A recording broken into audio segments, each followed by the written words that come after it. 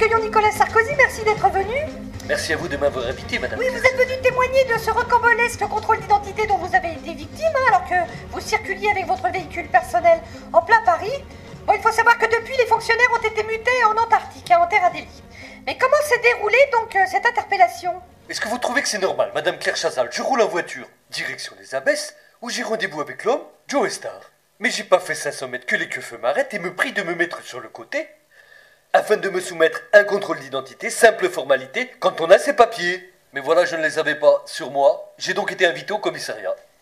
Et là, suite à cette incroyable méprise, vous êtes immédiatement conduit au commissariat, où ils vous ont mis la fièvre. Mais oui, mais là, ils m'ont mis la fièvre, madame Claire Chazal, ils m'ont mis la fièvre. Ils vous ont mis là. Pendant des heures. Et Joe Star? Mais quant à Joe Star, ça faisait 3 heures qu'il m'attendait. Marre de faire la bande kilométrique comme trop souvent.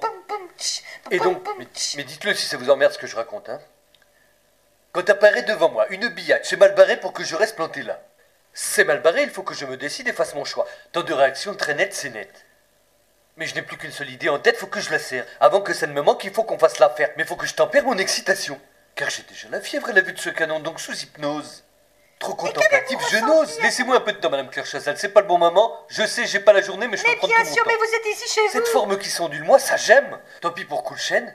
Je ne la lâche pas, donc j'enchaîne. Jamais d'un coup de lièvre. Alors pendant des heures, mais ils m'ont mis la fièvre. Pendant des heures, mais ils m'ont mis la fièvre. Mais ils m'ont mis la fièvre.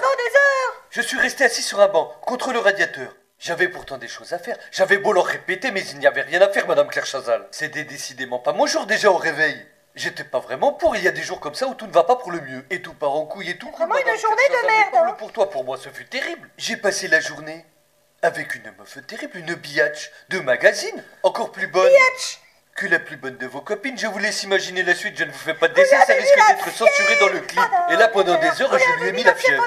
Mais je lui ai mis la fièvre pendant des heures. Mais qu'est-ce que vous croyez? Pendant des heures, il n'y a pas eu de répit, pas de crêpe. Pendant des heures, je n'avais rien d'autre à faire que de lui mettre la fièvre. Et là, je vous pose une question, madame Claire Chazal. Qu'est-ce que vous auriez fait à ma place? Je vous connais. Je sais que vous lui auriez mis la fièvre, vous aussi. Que PPDA ou Philippe Torreton ou je sais pas qui soit là ou pas, ça aurait été pareil. Vous lui auriez mis la fièvre. Et tout ça à base de pop pop pop pop. Et dans la Benz.